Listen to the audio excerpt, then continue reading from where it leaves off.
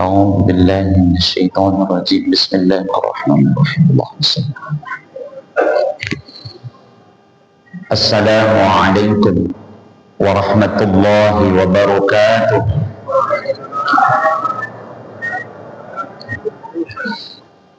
الحمد لله رب العالمين. الصلاة والسلام على أشرف الأنبياء والمرسلين وعلى آله وصحبه أجمعين.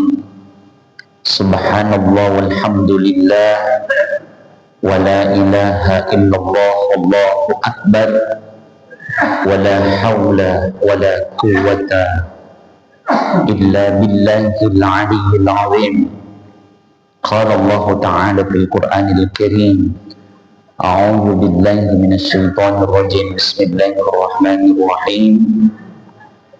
وقضى ربك ألا تعبدوا إلا إياه وبالوالدين إحسانا ila akhirih al-ayat.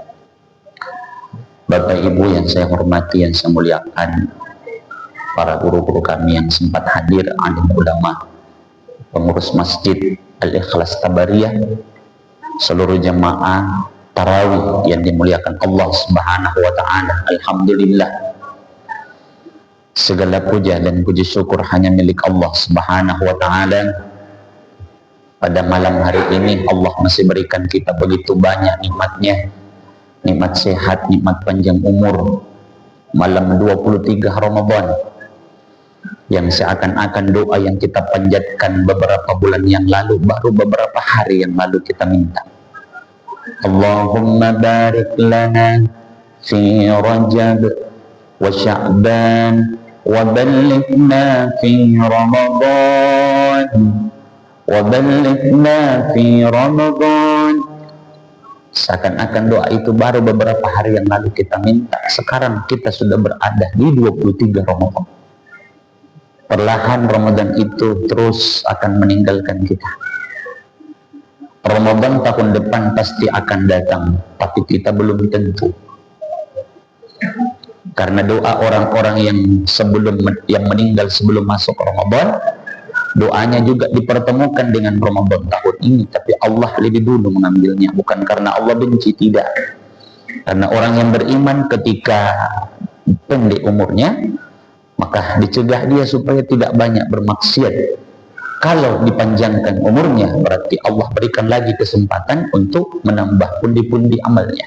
Ya, mudah-mudahan kita bisa manfaatkan semaksimal mungkin.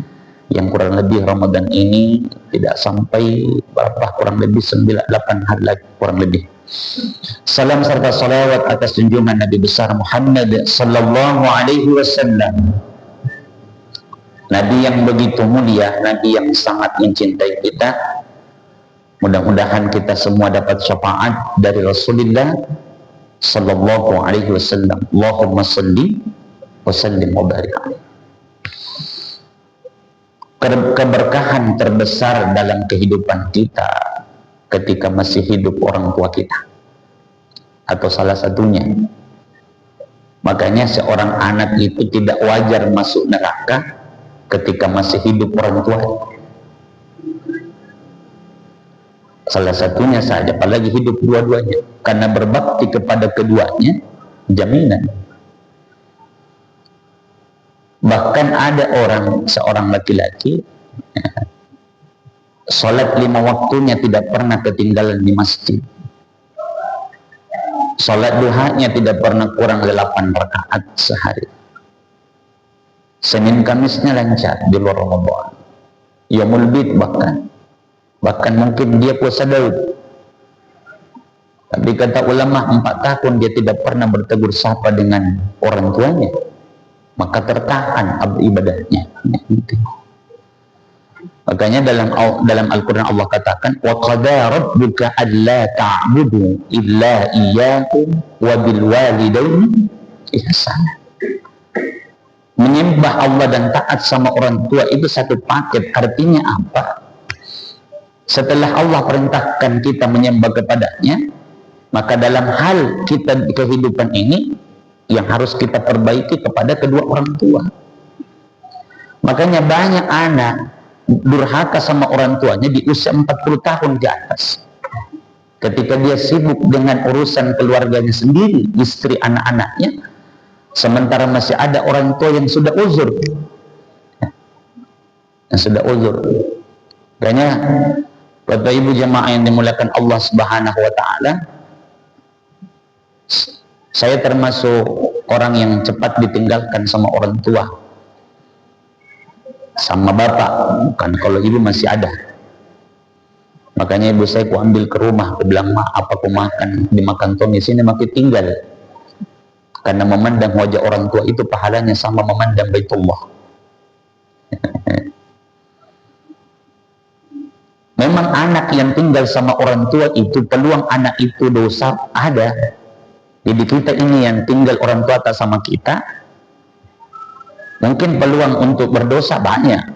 Ketika kita angkat suara lebih tinggi daripada orang tua kan dosa. Ketika mungkin kita dalam hati jengkel, dosa juga. Dibanding anak yang tidak tinggal sama orang tuanya. Tapi kata ulama, sekalipun dia peluangnya besar dosanya, tapi dia paling beruntung nanti di akhirat. Beruntung nanti di akhirat. Jadi apalagi kalau orang tua sudah turunkan suaranya karena takut kepada anaknya, anak itu sudah durhaka. Kalau dalam Al-Quran kata saya, subhanallah. Bahkan Allah sendiri yang jelaskan bagaimana berbakti ketika dia sudah uzur.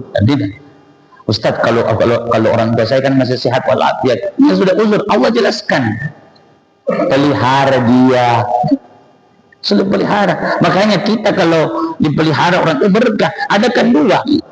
Ada dua anak laki-laki, dia pengadilankan kakak laki-lakinya, kakaknya, karena dia bersaudara, untuk mengambil hak asuh ibunya. Jadi bukan harta yang dia mau ambil alih, tidak, hak asuh ibu. Nah bilang adiknya, sekarang saya lagi yang rawat ke mama. Nah bilang kakaknya, tidak, selama ini kan sama saya, tapi mau juga.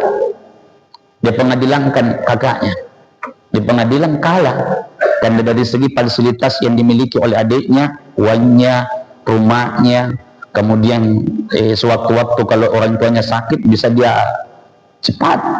Maka jatuhnya kepada adiknya, menangis itu kakaknya. Kenapa menangis? Kata beliau, pintu surga paling mudah kudapatkan ambil alih adikku. Nah, perebutkan, tidak sama yang di daerah panti sosial Trisna Wirda, Bilik-Bilik. Saya tahu saya bersama majelis taklim di sana, ada sepasang suami istri umur 70 tahun. Siapa yang bawa mereka ke sana? Anak kandung. Berapa anaknya? 6, 4 perempuan, 2 laki-laki. Kata anak laki-lakinya, aku titip orang tuaku di sini, kalau meninggal di sini saja dikuburkan, tidak perlu kami dihubung. Bahkan yang baru-baru viral, seorang ibu sementara sholat, anaknya yang mau buka puasa bersama, menunggu, bilang, tunggu nak, sholat kak dulu. Lama nak tunggu sholat, nah hantam balok-balok kepalanya mama. Sebelum masuk Ramadan yang ditunggu, yang dia perangi kepala ibu. Allahu Akbar. Ustaz, saya tidak mau berbakti sama orang tuaku karena dia tidak ibadah. Urusan ibadah, urusannya dia dengan Allah. Urusan kita karena kita anak berbakti. Tidak ada. Bang kakak kita sholat bapak ibu, jidat kebelang tapi durhaka sama orang tua, tidak akan mencium wanginya surga. Gitu. Tidak akan mencium wanginya surga. Makanya kita yang masih hidup orang tua, Ramadan ini jangan tunggu Idul Fitri minta maaf. Selain kita minta ampun sama Allah, minta maaf sama orang tua kalau masih hidup. Kenapa mesti harus kita tunggu Idul Fitri? Apakah kita bisa jamin hidup kita sampai Idul Fitri? Misal ketika Allah ambil sebelum masuk Idul Fitri, buat apa kita kenang kembali? Dalam artian kita menangis sejadi-jadinya pada saat dia meninggal, sedangkan ketika dia hidup kita tidak pernah hiraukan. Tersinggung. Bilang, Ustaz, saya punya orang tua, kalau bicara bosan kita bicara karena itu memang. Makanya pada saat dia sudah uzur dalam pemeliharaanmu, jaga sikapmu, lembutkan bahasamu.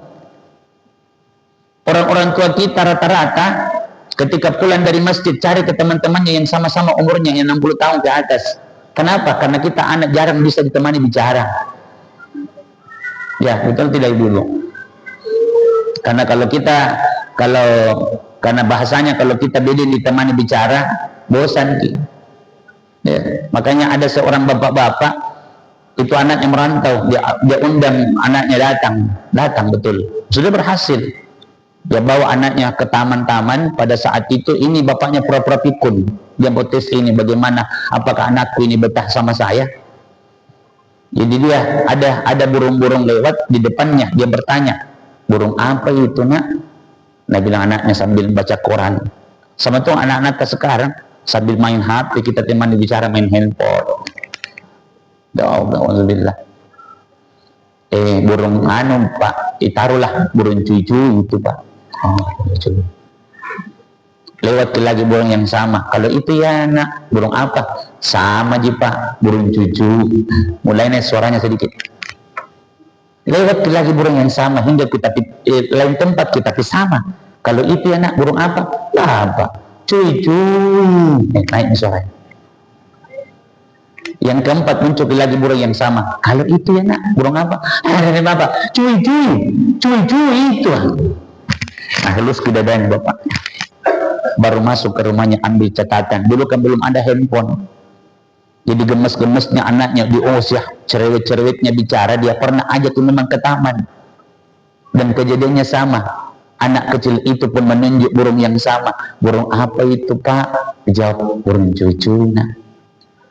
Burung apa itu Pak? Cucuina. Berapa kali dia bertanya? 34 kali. Tapi suara bapaknya tidak pernah berubah. Tetap dengan kasih sayang. Kita terkadang kalau 2 kali ulangi orang tua tak bosan makin. Lebih betah bicara sama teman yang terkadang tidak penting. Di warkop berjam-jam, padahal ada orang tua yang mau ditemani di situ. Tanya, walaupun berulang-ulang dengarkan nih, tidak mahati dia itu mendengarkan. Di warkop kita berjam-jam, maaf mandi, bukan kusuruh kita tidak ke warkop. Ya, bahkan jadi ladang silaturahim terbesar itu warkop kah, dibahas mulai bisnis ratusan ribu sampai miliaran. Keluar dari warkop kah, tangkis dulu kopiah, istilahnya camidu, catat dulu. Apa tidak betah sama orang tua? Ini saya ke bapak ibu ketika Allah ambil. Apalagi ada terkadang budaannya kita nih. Makanya tadi bagi ibu-ibu, jangan halangi suami tak berbakti kepada orang tuanya, apalagi sudah uzur. Kalau perlu kita yang ingatkan, Pak, ingat itu mama. Penting. Kata ulama, jika ada seorang istri melarang suaminya berbakti kepada orang tua yang sudah uzur, maka ada ulama berpendapat halal diceraikan. Makanya istri itu di tangan kanannya madu, di tangan kirinya kalau ada istri tidak mau dimadu, dirayu, diracun, dirayu. Soal hal makanan saja, istrinya belikan mie pir Prancis, apel Itali, anggur yang tidak ada bijinya. Mamanya, kadang, sudah, Pak baik-baik copeng yang ditelit jangan. Ditanya bilang apa? Dia bilang anggur bugis mak. Anggur bugis kacopeng. Ya. Terkadang kita terkadang ketahuan tapi jadi betul. Suatu hari kalau Allah ambil nyawanya Bapak Ibu, ada keberkahan paling terbesar dalam kehidupan tadi diambil oleh Allah. Bapak diambil, kehormatan hilang. Ibu diambil, keberkahan besar Allah hilangkan. Untuk mencari surga kita ini anak. Makanya Nabi sebelum masuk Ramadan, ya doanya Jibril alaihissalam, ya Allah jangan terima amaliyah Ramadannya, puasanya, berarti tarawihnya. Siapa? Anak yang durhaka kepada orang tuanya. Nah, makanya saya katakan minta maafnya kita itu bukan pada saat Idul Fitri sebelum masuk Ramadan. Kalau perlu kasih senangi orang tua tak. Mau buka puasa ini, tunggu mak, aku bawakan ki. Masa istri tak kalau request di mana saya dicarikan, orang tua tak request tidak mau dicarikan. Ya. Bayangkan nanti yang meninggal ke orang tuanya ketika takbiran, Allahu Akbar, Allahu Akbar, Allahu Akbar, La ilaha illallah, Allahu Akbar, Allahu Akbar, walillahil hamd. Nabi lewat di Al-Abwah, tidak ada versinya Nabi. Beliau singgah di atas pusara yang sebegitu sederhana. Tidak ada raut wajahnya langsung mengeluarkan air, matanya meneteskan air mata. Sampai-sampai terdengar isak tangisnya oleh sahabat. Sampai-sampai sahabat pun menangis. Ternyata beliau singgah di kuburan ibunya di Al-Abwah. Sallallahu alaihi wasallam.